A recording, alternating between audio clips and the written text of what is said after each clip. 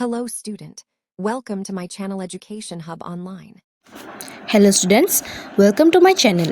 আজি মই তোমালোকক এডুকেশনৰ চেপ্টাৰ 1ৰ আগৰ এডুকেশন চেপ্টাৰ 1ৰ পাৰ্ট 3 ভিডিঅ'ত ৰৈ যোৱা বাকি কোৱেশ্চন আনসাৰবোৰ এইটো ভিডিঅ'ত দিম। তোমালোকে ভালদৰে লিখিবা আৰু ঘৰত বুজি পঢ়িবা। তোমালোকে যদি এতিয়াও part 1, part 2 and part 3 video' চোৱা নাই তেনেহ'লে মই তোমাক লিংক এটা ডিসক্ৰিপশনত দি দিম। তোমালোকে গৈ কেনে ভালদৰে চাবা ভিডিঅ'বোৰ আৰু ভালদৰে বহিত লিখিবা আৰু ঘৰতে ভালদৰে বুজি পঢ়িবা। তেনেহ'লে ভিডিঅ'টো ষ্টাৰ্ট কৰোঁ। 10 নম্বৰ তলত দিয়া উক্তিসমূহৰ ভাগ বহলাই লিখা। ক আধুনিক শিক্ষা শিশুকেন্দ্ৰিক। খ শিক্ষা হ'ল জীৱনৰ প্ৰস্তুতি। গ শিক্ষা এটা জীৱনব্যাপী প্ৰক্ৰিয়া। খ জ্ঞান আহৰণেই শিক্ষাৰ লক্ষ্য। ঙ সুনাগৰিক গঢ়ি তোলাৰ আদৰ্শই শিক্ষাৰ লক্ষ্য। প্ৰথম নিজ আচৰণৰ স্বজ্ঞান আৰু ধাৰাবাহিক শোধনেই হৈছে শিক্ষা বা আচৰণৰ ৰূপান্তৰ প্ৰক্ৰিয়া হ'ল শিক্ষা। দ্বিতীয় সুসামঞ্জস্য বিকাশ স্বৰূপে শিক্ষা। বৰ্গীয় শিক্ষা ত্ৰিকেন্দ্ৰিক বা ত্ৰিপাক্ষিক প্ৰক্ৰিয়া। এইটো কুৱেশ্যন 2013 চনত আহিছিল। উত্তৰটো হৈছে ক আধুনিক শিক্ষা শিশুকেন্দ্ৰিক। শিক্ষাৰ্থীয়ে হ'ল শিক্ষাৰ মূল উপাদান। শিক্ষাৰ্থীৰ মানসিক আৰু অন্যান্য দাবী পূৰণৰ কাৰণে শিক্ষা ব্যৱস্থা কৰা হয়। পুৰণি শিক্ষা ব্যৱস্থাত শিশু আছিল বৃহত্তৰ পৰিধিত, কিন্তু বৰ্তমান শিশুৰ স্থান নিৰূপিত হৈছে বৃহত্তৰ কেন্দ্ৰত। আধুনিক শিক্ষাত শিশুৱেই হ'ল শিক্ষাৰ মূল উপাদান। সেই গতিকেই বৰ্তমান শিক্ষাক শিশুকেন্দ্ৰিক শিক্ষা বুলি কোৱা হয়, মানে চাইল্ড চেন্ট্ৰিক এডুকেশ্যন বুলি কোৱা হয়। নিম্নতম প্ৰাণীতকৈ দীঘলীয়া শৈশৱকাল এটিৰ অধিকাৰী মানৱ শিশুৱে শিক্ষাৰ মাজেদি নতুন জ্ঞান, নতুন কৌশল, নতুন দক্ষতা, নতুন অভ্যাস আয়ত্ত কৰে আৰু নিজকে বিকাশ কৰিবলৈ সক্ষম হয়। শিক্ষা সম্পৰ্কে চিন্তাশীল মনীষী যেনে ফ্ৰবেল, মণ্টেছৰী আদিয়েও শিশু পৰ্যবেক্ষণৰ ওপৰত গুৰুত্ব আৰোপ কৰি কৈছে যে শিক্ষাৰ্থীয়ে হ'ল শিক্ষাৰ মূল উপাদান। খ শিক্ষা হ'ল জীৱনৰ প্ৰস্তুতি। সহজ অৰ্থত আৰু সৰ্বসাধাৰণ লোকৰ দৃষ্টিত শিক্ষাক জীৱনৰ বাবে এক প্ৰস্তুতিৰ ব্যৱস্থা স্বৰূপে জনা যায়। শিক্ষাই মানুহক জীৱনৰ বাবে প্ৰয়োজন হোৱা অভিজ্ঞতা প্ৰদান কৰে। যি শিক্ষা লাভ কৰা হয় সেই শিক্ষা আমাৰ জীৱনৰ বাবে উপযোগিতামূলক আৰু সমস্যা সমাধানৰ সহায়কাৰী হৈ উঠিব লাগে। আমাৰ জীৱনৰ মৌলিক প্ৰয়োজন স্বৰূপ অন্ন বস্ত্ৰৰ সমস্যা শিক্ষাই সমাধান কৰিব পাৰিব লাগে। শিক্ষাই আমাক তেনে অভিজ্ঞতা দিব লাগে যাৰ যোগেদি আমি সুস্থ, সুন্দৰ, উন্নত আৰু সুখী জীৱন যাপন কৰিব পাৰোঁ। বিভিন্ন পৰিৱেশ আৰু পৰিস্থিতিৰ প্ৰতি উপযুক্ত প্ৰতিক্ৰিয়া কৰি সুস্থ সমাযোজন লাভ কৰাত ই সহায় কৰিব লাগে। শিক্ষাবিহীনৰ অৰ্থ হৈছে অজ্ঞতা আৰু দৰিদ্ৰতা, যি আমাৰ জীৱন যাতনাময় আৰু পংগু কৰি তুলিব পাৰে। শিক্ষাইহে মাথোন আমাৰ জীৱন অৰ্থপূৰ্ণ, উদ্দেশ্যধৰ্মী আৰু লক্ষ্য সাধনকাৰী বিধৰ কৰি তুলিব পাৰে। সেয়েহে কোৱা হয় শিক্ষা হৈছে জীৱনৰ বাবে এক প্ৰস্তুতি মাথোন। গ শিক্ষা এটা জীৱনব্যাপী প্ৰক্ৰিয়া। মানুহৰ জীৱনৰ গতিৰ লগে লগে শিক্ষা পদ্ধতিও আৰম্ভ হয়। জন ডিউৱে সেইকাৰণে শিক্ষাক জীৱনৰ প্ৰস্তুতি হিচাপে নলৈ ইয়াক জীৱন হিচাপে গ্ৰহণ কৰিছে। শিশুৰ শক্তি, ইচ্ছা আৰু প্ৰবৃত্তি আচৰণৰ মাজেৰেহে প্ৰকাশ পায়। শিশুৰ বিকাশৰ বাবে এই আচৰণসমূহৰ পৰিৱৰ্তন আৰু উন্নতি সাধন ইচ্ছাকৃতভাৱে কৰিব লাগে। শিশুৰ সম্পূৰ্ণ বিকাশ শাৰীৰিক, মানসিক, সামাজিক, আধ্যাত্মিক আৰু আনুভূতিক দিশৰ আচৰণসমূহৰ উন্নতি সাধনৰ ওপৰতহে নিৰ্ভৰ কৰে। গতিকে বহল অৰ্থত শিক্ষাক জন্মৰ পৰা মৃত্যুলৈ জীৱন প্ৰবাহৰ লগতে স্বাভাৱিকভাৱে অবিৰত আৰু সচেষ্টভাৱে চলা শিশুৰ আচৰণসমূহ পৰিৱৰ্তন আৰু সমৃদ্ধিকৰণৰ এক প্ৰচেষ্টা বুলি অভিহিত কৰিব পাৰি। মুঠতে শিক্ষা হ'ল নিচেই শৈশৱ অৱস্থানৰ পৰা আমৰণ কাল চলি থকা এটি প্ৰক্ৰিয়া, যিয়ে মানুহক তাৰ সামাজিক, নৈসৰ্গিক আৰু আধ্যাত্মিক পৰিৱেশৰ লগত খাপ খুৱাই চলিবলৈ সক্ষম কৰে। খ. জ্ঞান আহৰণেই শিক্ষাৰ লক্ষ্য। প্ৰাচীন কালৰে পৰা জ্ঞানমূলক উন্নয়নৰ আদৰ্শই শিক্ষা জগতত স্বীকৃতি পাই আহিছে। কাৰণ জ্ঞানৰ পোহৰে যে মানৱ মনৰ অজ্ঞান অন্ধকাৰ দূৰ কৰি মনৰ বিকাশ সাধন কৰে। জ্ঞানেই হ'ল শক্তি। চিন্তা শক্তিৰ উৎকৰ্ষতাৰ কাৰণেও জ্ঞানৰ প্ৰয়োজন আছে। জ্ঞানৰ দ্বাৰা আমি বহু নজনা কথা জানিবলৈ আৰু নানা বিষয়ত দক্ষতা লাভ কৰিবলৈ সক্ষম হওঁ। কিন্তু অকল জ্ঞান আহৰণকে শিক্ষাৰ একমাত্ৰ লক্ষ্য বুলি গ্ৰহণ কৰিব নোৱাৰি। কাৰণ এজন মানুহৰ মানসিক বিকাশৰ যিদৰে প্ৰয়োজন আছে, সেইদৰে তেওঁৰ অন্যান্য দিশৰ বিকাশৰো প্ৰয়োজন আছে। অকল পাঠ্যপুথিৰ পৰা আহৰণ কৰা জ্ঞানকে শিক্ষাৰ লক্ষ্য বুলি ধৰাটো ভুল হ'ব। বিশেষকৈ জীৱিকা নিৰ্বাহৰ বাবে শিক্ষাৰ্থীক প্ৰস্তুত কৰি তোলাটোও শিক্ষাৰ এটি প্ৰধান লক্ষ্য।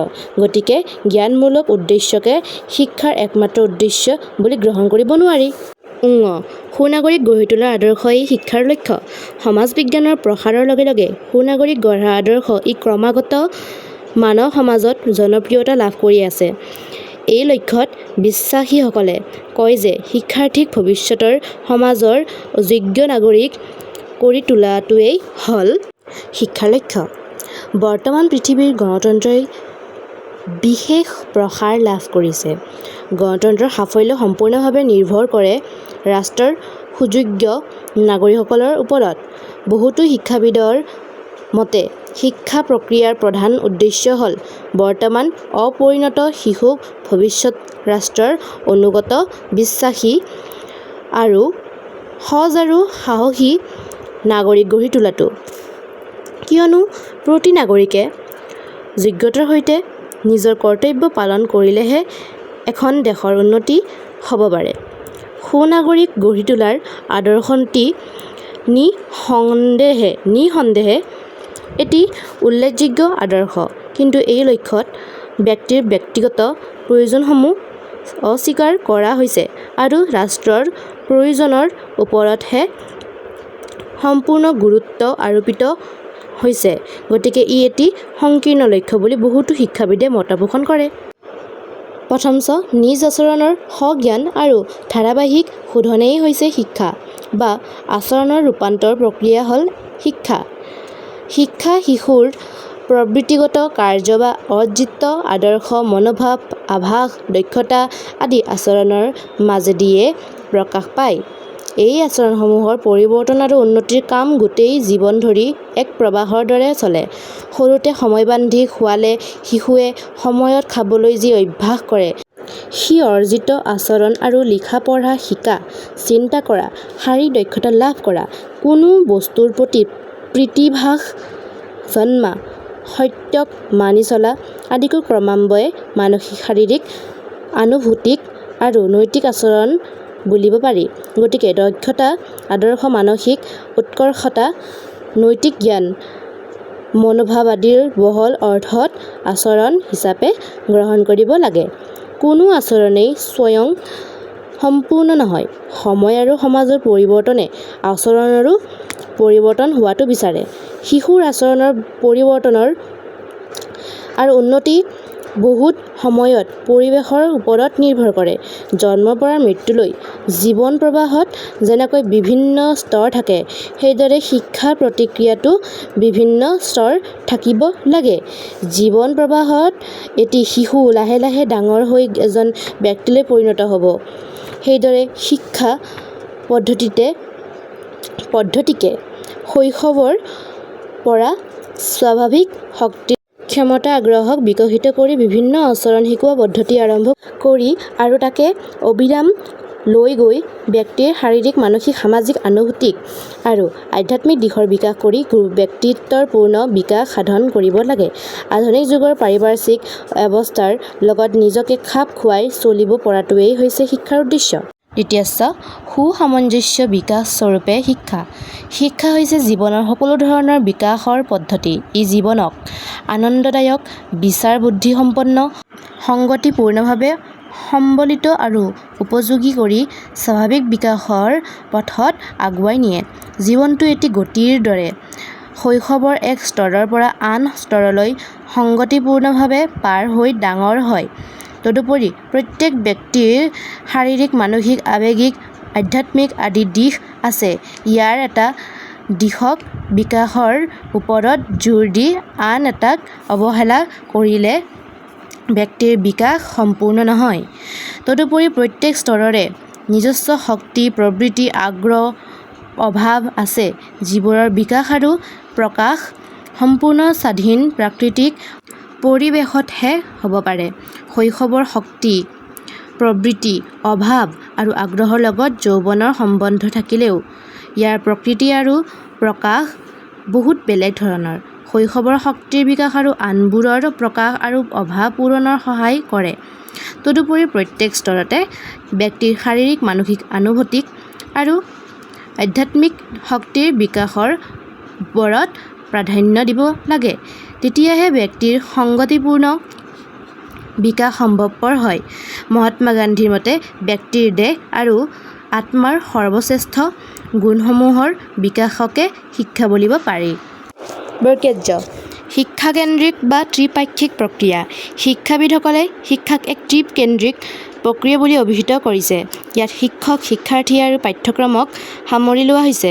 বিখ্যাত শিক্ষাবিদ জনে শিক্ষাক এটি প্ৰক্ৰিয়া হিচাপে গ্ৰহণ কৰিছে। ইয়াত শিক্ষাৰ্থী আৰু পৰিৱেশৰ মাজত পাৰস্পৰিক সম্বন্ধ স্থাপন হৈ ক্ৰিয়া আৰু প্ৰক্ৰিয়াৰ মাজেৰে শিক্ষাৰ্থীয়ে নিজৰ আচৰণৰ পৰিৱৰ্তন সাধন কৰে। এওঁৰ মতে এই প্ৰক্ৰিয়াৰ এটা সামাজিক ভিত্তি আছে। কেৱল শিক্ষাৰ্থী আৰু শিক্ষকৰ পাৰস্পৰিক সম্বন্ধ স্থাপনতে শিক্ষা নহয়, এই সম্বন্ধ স্থাপন হয় সামাজিক পৰিৱেশতহে।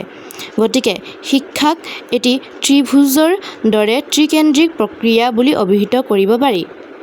11 নম্বৰ 1986 চনৰ ৰাষ্ট্ৰৰ শিক্ষানীতিৰ উদ্দেশ্যসমূহ লিখা। উত্তৰ হৈছে 1986 চনৰ নতুন শিক্ষানীতি প্ৰৱৰ্তন কৰোঁতে শিক্ষাক সৰ্বতো প্ৰকাৰে আমাৰ জাতীয় জীৱনৰ উপযোগী কৰি তোলাৰ ওপৰত গুৰুত্ব দিয়া হৈছে। বিভিন্ন পৰ্যায়ত বিভিন্ন ভাষা-ভাষী, জাতি-উপজাতি, শ্ৰেণী-সম্প্ৰদায়ৰ মাজত ঐক্য, মিলনৰ ভাৱ সুদৃঢ় কৰিবলৈ আৰু একবিংশ শতাব্দীৰ বাবে আমাৰ উঠি অহা ছাত্ৰ-ছাত্ৰীসকলক সুনাগৰিকত্বৰ শিক্ষাদান কৰিবলৈ পদক্ষেপ লোৱাৰ প্ৰতিশ্ৰুতি ইয়াত লিপিবদ্ধ কৰা হৈছে। জাতীয় জীৱনৰ বাবে উপযোগী নতুন শিক্ষা নীতিৰ মূল উদ্দেশ্যবোৰ আছিল: ক. বৃত্তিমূলক শিক্ষাৰ ওপৰত গুৰুত্ব প্ৰদান। খ. বিশ্বব্যাপী বিজ্ঞান আৰু কাৰিকৰী ক্ষেত্ৰত হোৱা অগ্ৰগতি আৰু সুফলৰ দ্বাৰা শিক্ষাৰ বিভিন্ন স্তৰৰ প্ৰয়োজনীয় সংস্কাৰ সাধন কৰা। গ. দেশৰ ব্যাপক নিৰক্ষৰতা দূৰীকৰণ কৰা, প্ৰাপ্তবয়স্ক শিক্ষাৰ সম্প্ৰসাৰণ ঘটোৱা আৰু অবিৰত শিক্ষাৰ বিস্তাৰৰ ক্ষেত্ৰত ব্যক্তিগত আৰু ৰাজহুৱা উভয় ক্ষেত্ৰলৈ উৎসাহ দান কৰা। শিক্ষাক এক জাতীয় চৰিত্ৰ প্ৰদান কৰিবৰ বাবে নতুন শিক্ষানীতিয়ে ভাৰতৰ সকলো ৰাজ্যতে 10+2+3 বছৰীয়া শিক্ষা স্তৰৰ পৰিৱৰ্তন কৰে। তদুপৰি সকলো ৰাজ্যৰে পাঠ্যক্ৰম অভিন্ন কৰিবৰ মানৰে স্কুলীয়া পাঠ্যক্ৰমৰ শতকৰা ৭৫% বিষয়বস্তু একে ৰাখি বাকী ২৫% স্থানীয় প্ৰয়োজন অনুসৰি অন্তৰ্ভুক্ত কৰিবলৈ স্থিৰ কৰা হয়। জাতীয় জীৱনৰ উন্নতি আৰু বিকাশৰ কাৰণে শিক্ষাক প্ৰধান অস্ত্ৰ হিচাপে প্ৰয়োগ কৰিবৰ বাবে 1986 চনৰ নতুন শিক্ষানীতিয়ে কেইটামান কথাৰ ওপৰত বিশেষ গুৰুত্ব প্ৰদান কৰিছে, যেনে: ১. সকলোৰে বাবে শিক্ষা। ২. শিক্ষাৰ সঞ্চায়ক ভূমিকা। ৩. মানৱ সম্পদ উন্নয়ন আৰু ৪. অন্যান্য মূলধন বিনিয়োগ ব্যৱস্থা। জাতীয় ঐতিহ্য আৰু পৰম্পৰাৰ সৈতে ভৱিষ্যত উত্তৰাধিকাৰীসকলক পৰিচয় কৰোৱাটোও নতুন শিক্ষানীতিৰ মূল উদ্দেশ্য। ১২ নম্বৰ এডুকেশ্যন শব্দটো গ্ৰীক, লেটিন, ফৰাচী ভাষাৰ পৰা আহিছে। এইটো প্ৰশ্ন 2015 চনত আহিছিল। এইটো কুৱেশ্যনটো প্ৰশ্ন হিচাপেও আহিব পাৰে আৰু নহয়বা MCQ হিচাপেও আহিব পাৰে। তোমালোকৰ যে এইটো 10+2+3 বছৰীয়া শিক্ষা স্তৰৰ পৰিৱৰ্তন কৰে, 10+2+3 এইটো সূত্ৰটো মিনিং হৈছে 10 মানে হৈছে 1ৰ পৰা 10লৈ তোমালোকে যে পঢ়া 1ৰ পৰা 10লৈ যে পঢ়া সেই হৈছে সূত্ৰটোত 10টোক এইটোৱে বুজাইছে যে 1ৰ পৰা 10লৈ এই 10টোক বুজাইছে আৰু 2টো হৈছে ফাৰ্ষ্ট ইয়াৰ ছেকেণ্ড ইয়াৰ এইটোক কয় 2 এইটো 2টো মানে এতে এইটো বুজাইছে আৰু লাষ্টত যে 3টো আছে এই 3টোৱে বুজাইছে ডিগ্ৰী 3 বছৰ ডিগ্ৰী থাকে নহয় এই 3 বছৰৰ ডিগ্ৰীটো এই 3টোত বুজাইছে মানে তোমালোকে 1ৰ পৰা 10লৈ যেটো পঢ়ি আহিলা আৰু যেটো তুমি ফাৰ্ষ্ট ইয়াৰত পাইছা এই ফাৰ্ষ্ট ইয়াৰ আৰু ছেকেণ্ড ইয়াৰটো 2ত পৰিব আৰু 1ৰ পৰা 10লৈ যেটো তুমি শ্ৰেণী পাছ কৰি আহিলা হেইটো 10ত পৰিব 2টো পৰিব ফাৰ্ষ্ট ইয়াৰ ছেকেণ্ড ইয়াৰ আৰু 3টো পৰিব ডিগ্ৰী 3 বছৰ এইটো খালি মই তোমালোকক বুজাই দিছো যে 10 যোগ 2 যোগ 3টোৰ মিনিং কি তোমালোকে এইটো বুজি নাপাবও পাৰা বা তোমালোকে বুজি পাবও পাৰা সেইকাৰণে মই তোমালোকক কৈ দিছো এনসাৰত আকৌ 10 যোগ 2 যোগ 3 বুলিয়ে লিখিবা মই যিখিনি কৈছো হেনেকে ফাৰ্ষ্ট ইয়াৰ ছেকেণ্ড ইয়াৰ বুলি লিখি নাহিবা অকল 10 যোগ 2 যোগ 3 বুলি এনেকেই লিখিবা যদি বাই চান্স তোমালোকৰ যদি পৰীক্ষাত 10 যোগ 2 যোগ 3 সূত্ৰটো কি সূচাইছে এনেকে যদি আহে তেনেহলে তুমি লিখিবা যে 10 যোগ 2 যোগ 3 সূত্ৰটোৱে এইটো বুজাইছে যে 10 বছৰৰ সাধাৰণধৰ্মী বিদ্যালয় যোগ 2 বছৰৰ উচ্চতৰ মাধ্যমিক শিক্ষা যোগ 3 বছৰৰ বিশ্ববিদ্যালয় স্তৰৰ স্নাতক শিক্ষা মানে তোমালোকক মই এইটো কৈছো যে 10 যোগ 2 যোগ 3 সূত্ৰটো যদি কি সূচাইছে এনেকে যদি আহে তেনেহলে তোমাক মই যেটো কলো এই মাত্ৰ হেইটো লিখিবা আৰু যদি নৰমাল কৰি যেটো মই তোমাক কোৱেশ্চনটো ওপৰত দি দিছো যেটো পঢ়ি দিছো মই তোমালোকে যাতে বুজি পোৱা আখৰবোৰ বুজি নাপাবও পাৰে ন সেই কাৰণে মই তোমালোকক কৈ দিছো যদি এইটো বস্তুটো এনেকে হয় তেনেহলে তোমালোকে 10 যোগ 2 যোগ 3 লিখিবা বাই চান্স যদি তোমালোকৰ 10 যোগ 2 যোগ 3 সূত্ৰটো কি সূচাইছে এনেকে যদি আহি যায় তেনেহলে মই যেটো কৈছো এইটো লিখিবা ষ্টুডেন্টস আমাৰ এই চেপ্টাৰ 1 শিক্ষাৰ ধাৰণা আৰু লক্ষ্য শেষ হ'ল এতিয়া তোমালোকে ভালদৰে খালি লিখিবা আৰু ভালদৰে ঘৰত বুজি ভালদৰে পঢ়িবা অকল যে মই কোৱেশ্চন আনসাৰবোৰ দিছো তোমালোকে লিখিছা এইটোই নহয় তোমালোকে ভালদৰে চেপ্টাৰবোৰ পঢ়িবা আৰু বুজিবা আমাৰ এইটো চেপ্টাৰ শেষ হ'ল পাৰ্ট 1 পাৰ্ট 2 এণ্ড পাৰ্ট 3 মই এইটো চেনেলত আপলোড কৰি দিছো তোমালোকে গৈ চাব পাৰা মই ডেসক্ৰিপচনত লিংকটো দি দিম আজিলৈ এইখিনিতে সামৰিছো অহাবাৰ আৰু অন্য এটা ভিডিঅত লগ পাম আৰু তোমালোকে যদি চেনেলটো সাবস্ক্ৰাইব কৰা নাই তেনেহলে চেনেলটো সাবস্ক্ৰাইব কৰিবা ভিডিঅটো ভাল লাগিলে লাইক কমেন্ট শেয়াৰ কৰিব নাপাহৰিবা বাই বাই